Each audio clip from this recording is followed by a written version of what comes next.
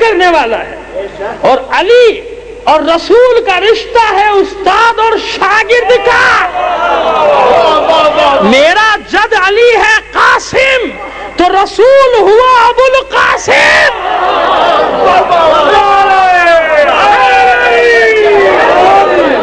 خدا کی قسم اس روایت نے کتنی بڑی مشکل حل کر دی, کتنے سوالات کے جواب دے دیے, کتنے الزامات کو دھو دیا ہم پر سے. کہتے تھے رسول سے آگے بڑھا دیتے ہیں, کہتے جنت دوزخ علی تقسیم کریں گے, تو رسول کیا. اس لیے چھٹے امام نے قیامت تک کے لیے مسئلہ حل کر دیا کہ میرا جد علی اگر قسیم النار والجنہ ہے یعنی قاسم ہے, تقسیم کرنے والا ہے, تو رسول پھر بھی علی سے بالا ہے کیونکہ ابو القاسم ہے.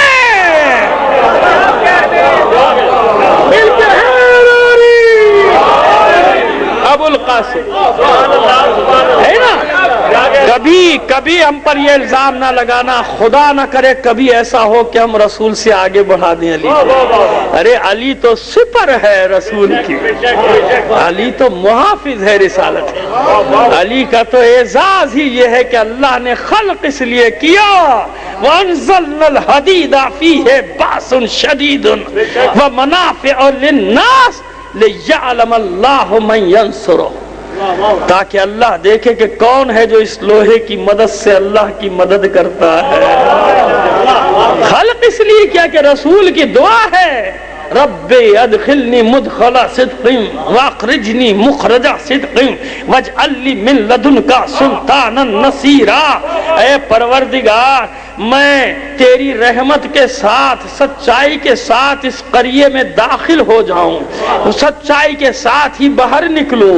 اے پروردگار, اپنی بارگاہ سے ایک طاقتور مددگار بھیج دے. اللہ سے تو مدد نہیں مانگی نا, اللہ سے مددگار مانگا. اے اللہ, مددگار چاہتا ہوں تجھ سے, تو دے دے ایک مدد کرنے والا. تو اب سنو, اس شخص نے جواب سنا, چلا گیا. چلا گیا کیوں؟ اس کی سطح اتنی ہی تھی.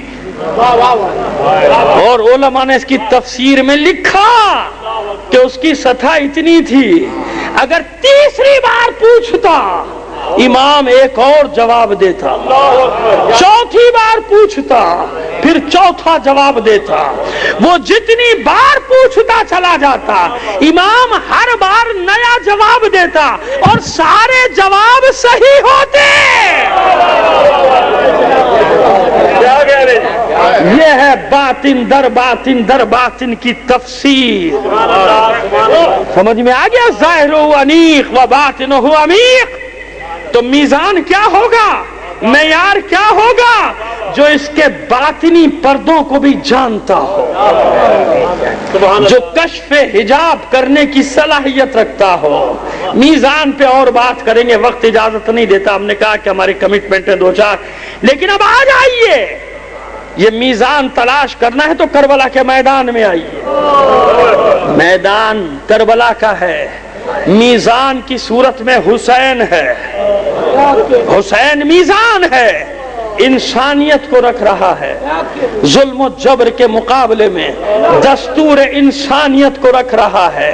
معیار بتا رہا ہے, کشف حجاب کر کے, شب عاشور کشف حجاب کر کے بتا رہا ہے کہ جہاں قرآن سینوں میں ہو وہاں پردے حائل نہیں ہوا کرتے.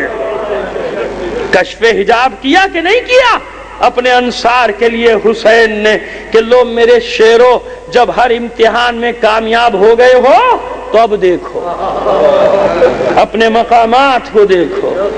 یہ وہ باطنی پردے جو ان کو ہٹا سکتا ہے, اسے ہی حق ہے اللہ کے دستور کا محافظ بننے کا. وہی اللہ کے قانون کو صحیح طریقے سے نافذ کرے گا, آج نہیں تو کل نافذ کرے گا. مگر ساری انسانیت انتظار کر رہی ہے نا. تو ظلم و جبر اور انسانوں کے بنائے ہوئے قانون, اس ملوکیت کے مقابلے میں رسول کا بیٹا دستور انسانیت لے کر آ گیا، دستور انسانیت۔ مولا علی اصغر کو کیوں لیا ہے؟ جب معلوم تھا کہ جنگ ہوگی، جب معلوم ہے کہ سب قتل کیے جائیں گے، جہاں جہاں اہل دل ہیں وہ میری بات کو سمجھیں گے، شیر خار کو میدان جنگ میں لانے کی ضرورت کیا تھی؟ میرے دوستو، عقل کے دامن کو ہاتھ سے نہ چھوڑا کرو۔ میں یہی جواب دینا چاہ رہا ہوں ساری دنیا کو۔ حسین اسی لیے خواتین کو بھی لائے، بچوں کو بھی لائے، کیونکہ لڑائی صرف حسین سے نہیں تھی، یہ کون سے کینے تھے، بدر و احد کے بغض تھے۔ حسین یہی تو دکھانا چاہتے کہ جن سے میرا مقابلہ ہے ان میں انسانیت نام کی کوئی چیز ہے نہیں، ورنہ مجھے مار کے ان کے کلیجوں کو ٹھنڈک پڑ جاتی۔ چلو مار دیا، اب یہ تو رسول کی اولاد ہے، بچوں کو شیر خار، اس کو مارنے کا کیا؟ لیکن اولاد علی سے دشمنی اتنی تھی کہ 6 ماہ کے بچے کو بھی تیر جفا سے شہید۔ علی اصغر نہ ہوتا تو ایک پردہ پڑا رہ جاتا ظلم و ستم کا۔ علی اصغر کی شہادت نے قیامت تک کے لیے فیصلہ کر دیا کہ حسین کے مقابلے پر آنے والے انسانیت سے عاری لوگ تھے، حیوان تھے، درندے تھے، کہ مارنے کے بعد نواز رسول کے لاشے پر گھوڑے دوڑائے، ٹاپوں سے پامال کیا، اور علی اصغر کا نام آ گیا تو بس چند جملے علی اصغر کے ہی پڑھوں گا۔ یہ وہی شیرخوار ہے جس کی ماں شب عاشور رو رہی تھی۔ کیوں رو رہی تھی جناب ام رباب؟ اس لیے رو رہی تھی کہ کاش میرا بچہ بھی جوان ہوتا تو اس کو میدان میں بھیج دے۔ جناب ام رباب کو نہیں معلوم کہ علی اصغر کیسا کارنامہ کرنے والا ہے۔ عصر عاشور جب حسین، بہت مختصر سے 2-4 جملے پڑھ رہا ہوں، کہ جب حسین علی اصغر کو لے کر آئے ہیں اور ہاتھ پہ بلند کر دیا لشکر کے سامنے، اور اس منظر کو خود حسین نے سے جناب سید الشہداء سے جو اشعار منسوب ہیں اس میں نقل کیا ہے۔ امام حسین علیہ السلام کا شعر منسوب کیا جاتا ہے آپ کی ذات سے کہ لیتکم فی یوم عاشوراء جمیعا تنظرونی کیف استسقی لطفلی فابوا ان یرحمونی۔ کاش تم لوگ روز عاشور کربلا میں ہوتے اور یہ منظر دیکھتے کہ میں کس طرح اپنے طفل شیر خار کے لیے پانی مانگ رہا ہوں۔ یعنی یہ منظر ایسا ہے کہ حسین اس کی حسرت کرے، کاش تم نے دیکھا ہوتا کہ میں کس طرح سے اپنے طفل شیر خار کے لیے پانی مانگ رہا تھا، مگر ظالموں نے نہ دیا، میرے بچے پہ رحم نہ کھایا۔ اور پھر وہ وقت آیا کہ حسین نے جلتی ریت پر لٹا دیا، پیچھے ہٹ گیا، اچھا تم میں سے کوئی پانی پلا دو اس کو، اس سے تو کوئی جنگ نہیں، تمہاری مجھ سے لڑائی ہے۔ کتنا فطری سوال ہے حسین کا کہ مجھ سے لڑائی ہے، 6 ماہ کے بچے سے کیا ہے؟ نہیں کوئی آگے بڑھا، حسین نے گود میں اٹھایا، حجت خدا کا بیٹا ہے، حجت تمام کر دی۔ بلکہ یوں کہوں کہ علی اصغر نے اشاروں میں کی زبان میں شاید کہا ہو کہ بابا مجھے بھی تو حملہ کرنے کی اجازت دو۔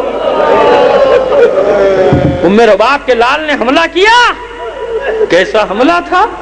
بس یہی تو کیا تھا کہ خشک ہونٹوں کی کمان میں سوکھا تیر رکھ کے چلا دیا، سوکھی زبان کا تیر رکھ کے چلا دیا۔ لیکن یہ ایسا حملہ تھا کہ اشقیاء بھی منہ پھیر پھیر کر رونے لگے تھے۔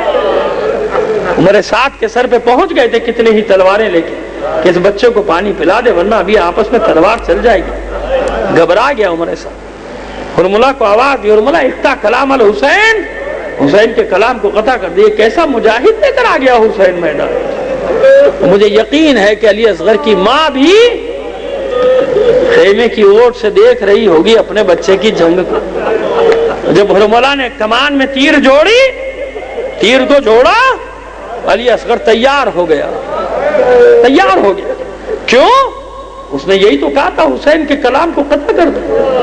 میں ہمیشہ اپنے جد اعلیٰ کے یہی جملے پڑھتا ہوں مصائب میں، ان کی روح کے اصالے ثواب کے لیے جو وہ پڑھا کرتے تھے میرے نانا کبن صاحب قبلہ اللہ مقامہ، کہ ارے حرملہ نے نشانہ لیا تھا علی اصغر کی گردن کا، حرملہ نے نشانہ لیا تھا حسین کی گردن کا، لیکن ابھی حسین کا آخری سپاہی زندہ ہے علی اصغر۔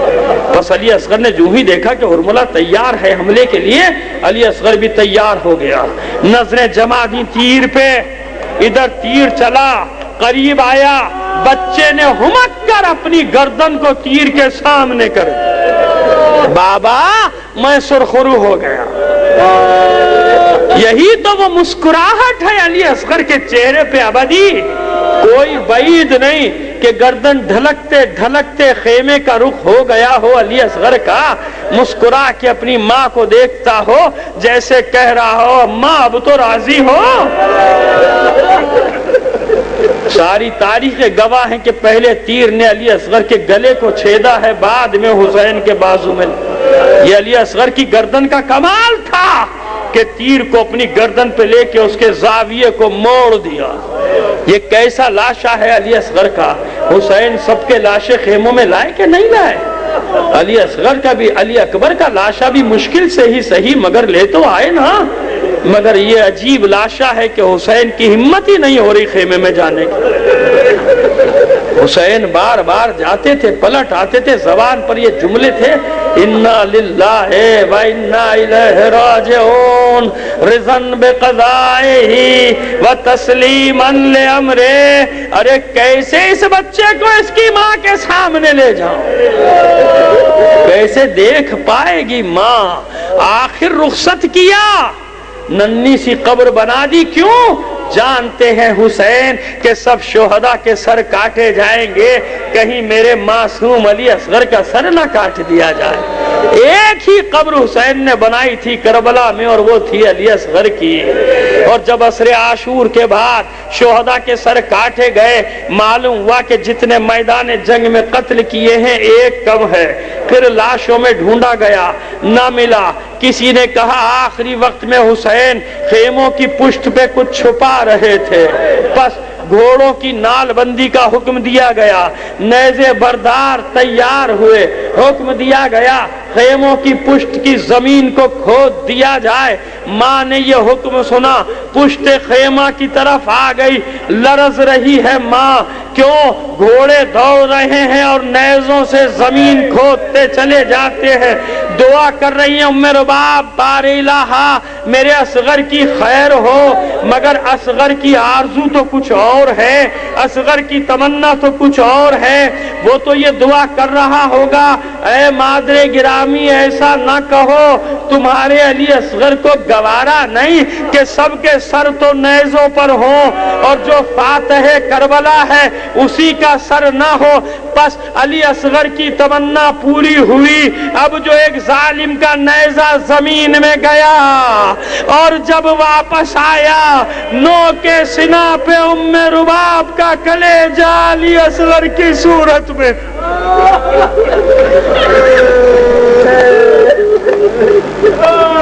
الا لعنت اللہ علی القوم الظالمین وسیعلم الذین ظلموا ای منقلب ینقلبون۔ آپ سے درخواست کروں گا تمام مرحومین، تمام شہداء، خاص طور پہ آج حضرت عبداللہ شاہ غازی رحمۃ اللہ علیہ کے دربار پر جو زائرین خاک و خون میں غلطاں کر دیے گئے، بے گناہ مرد عورتیں بچے شہید کر دیے گئے، ان سب کو شامل کر کے ایک سورہ فاتحہ پڑھ کر بخش دیجیے گا۔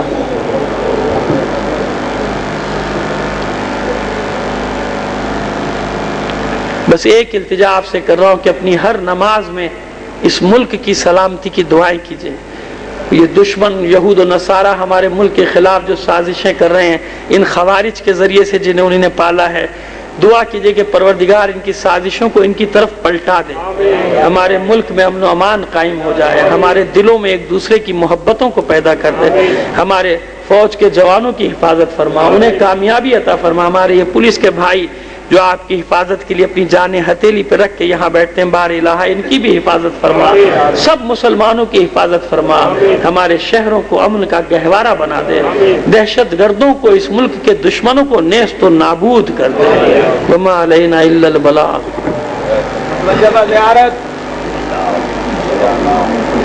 میری چپل کہاں ہے بیٹا؟ نکل